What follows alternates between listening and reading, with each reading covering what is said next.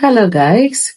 Let's talk about why more marriages are crashing in this era. You see a lot of divorce cases everywhere, from the mighty to the high, to the average, to the poor, to the super poor. People's marriages are crashing. What is that reason why marriages are crashing? What can you do even? Number one, societal norms keep on changing. Let's talk about Africa, Nigeria, right? Before, men can marry multiple women. And it looks as if the more women these men marry, the more stable their home become. Okay. The first two wives might be having beef. The third one will stabilize things. The fourth one will even make things to be more stabilized. The fifth one and so on. It was normal then. A lot of men can marry as much wife as they want and still maintain that peace and quiet in their home. That was normal then. Time grew and religion and other things came into play. It became one wife to one man. Men started marrying one, but then again, it was two recommendation. And you do not want to, disgrace your family that they send you to marry and then you come back. You don't want to bring shame to your family. Before, there was no conversation around toxic relationship, toxic marriage, right? Where a man might be toxic, where women are experiencing physical abuse and they still stay there, or a man could be experiencing physical abuse. Believe it or not, men do experience physical abuse too. Before all these things happen, what you hear is that in don't buy more, but nobody is going to talk, right? It was normal then. But now a lot of people are rising up. When such things happen, everybody is in support of you to come out, whether you're a man or a woman. People are like, leave that marriage and come out, right? Before, that a man doesn't have money was not a problem. Now people divorce their husband because it's not financially stable. A lot of things can just lead to this divorce. So the expectations in society, the norms in the society have changed drastically to the point that the fabrics of marriage is barely holding on to itself. People just see marriage as transactional. They just marry for what they feel now. They don't ask themselves, will I still want to be with this person in the next 10 years, 15 years? No. They just work on their immediate feelings here and now, and they use it to justify that they are going to be there for the feelings of now. And once it wears thin, they are out. Financial stress is the leading major cause why marriages are crashing. Please, when you want to marry somebody, be open about your finances. I mean marriage, I don't mean relationship. Be open about your finances. Be open about your goal. Be open about what you can afford, when you can afford them, and how you can afford them. Be very, very open.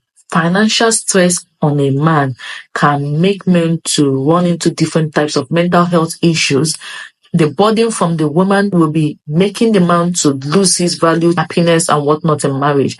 At the same time, on the woman is asking herself, why did I even end up with this man? Maybe when you got married to this person and you were earning like ₦1 million or 5 million naira, things change in life. She's like, why? I married you and I need that comfort. Women are all about comfort now. So a lot of people do not understand that financial stress is something that will come in marriage. Some people have it early and it disappears. Some people have it in the middle and then it goes away. Some people have it towards the end of their marriage. In whatever time it comes into play, people should understand that financial stress is one of the stress that do exist and find better ways to manage it. And that is why both parties should be able to bring in something into the marriage, bring in some form of money, bring in your own money so that when one person is down, the other person will be able to lift the other person up. Financial stress is the leading cause of why marriages are crashing. Communication breakdown is another thing that leads to divorce. Okay. Now, a lot of people will start out their relationship having something to say or having too much to say. As the relationship and the marriage continues or progresses, they realize that they cannot communicate effectively anymore. I'm going to talk about how to communicate effectively in relationship and in marriage, but I'm going to give a few tips now. Try to talk to people in a neutral place. That is the reason why even in marriage, dating your partner is very important. I don't mean you going to a noisy bar. In Nigeria, a lot of bars are so noisy. Maybe you should go to a nice restaurant immediately they start, because let me say the restaurant open or the bar open, by 6 p.m. Try to get to the door by 7 p.m. because around that time they still play soft, calm music. and have that conversation again in a neutral ground.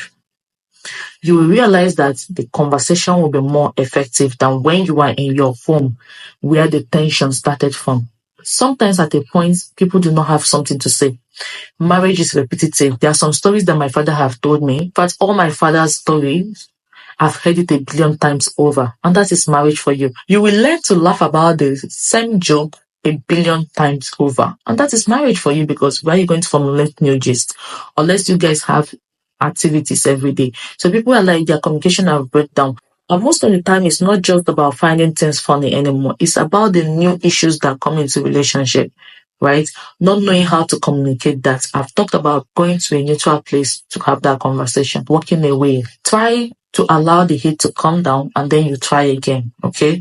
And again, if one party is hot-headed, try to remind that person, please, this is not argument. We just want to have a conversation. As the conversation progresses, don't be too repetitive about that, but as the conversation progresses, try to ship it in. Calm down. You are raising your tone of voice. Effective communication can help a marriage a long way. And also, not communicating enough can also make marriage to crash. When your partner is like, oh, let's talk about something, like, you're not in the mood, you're not in the mood. Find mood, okay? Madam, find mood. Try to have communication as often as you can. Infidelity is on the all-time high these days. It is the major reason why a lot of marriages crash.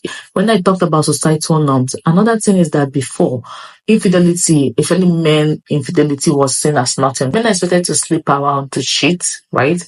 But that is no longer the case now. People will walk out from a man that cheats on them like it's nothing. It has increased the divorce rate.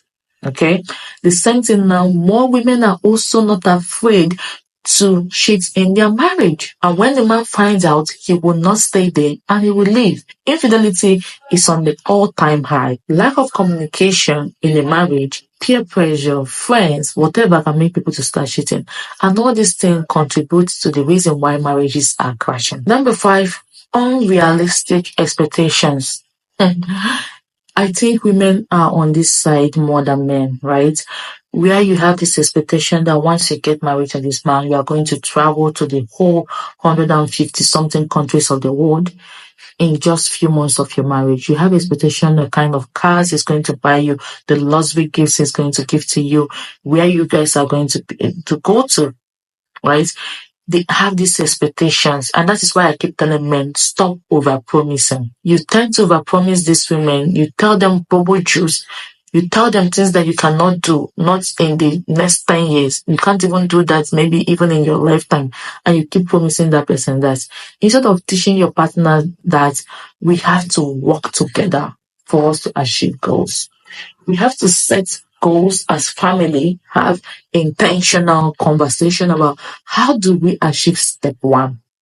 How do we achieve step 2? Life is in stages. People should come face to face with reality and understand that, life is not just for you. Life is not always going to favor you. When people say, why should I be the one to have an accident? Why should my father die? Why should I lose this person? Why not you? Why do you think this thing shouldn't happen to you? We are all going to have good and bad times in life, okay? So setting unrealistic goals in marriage is one of the reasons why people's marriages crash. Maybe what you're expecting in the first year of marriage did not happen, or what you're expecting in the first 10 years of that marriage did not happen, and you're like, you want to walk away, right?